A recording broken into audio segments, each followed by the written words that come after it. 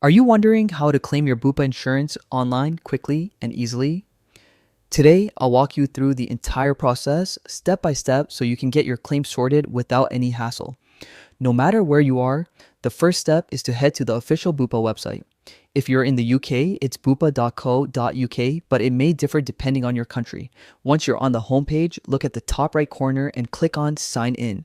Enter your personal login details and you'll be taken to your Bupa dashboard. Here, you'll see your cover information. Look for the section that says Start a Claim.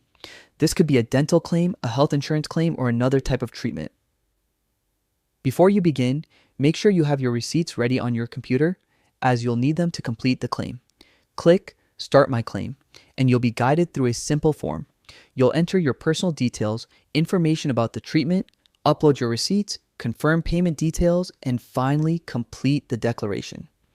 There are 6 steps in total, and each one is straightforward and user-friendly.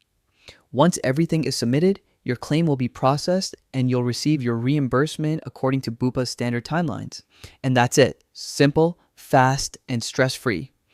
If this guide helped you, give this video a thumbs up and hit subscribe for more easy-to-follow tutorials that make managing your insurance and healthcare a breeze.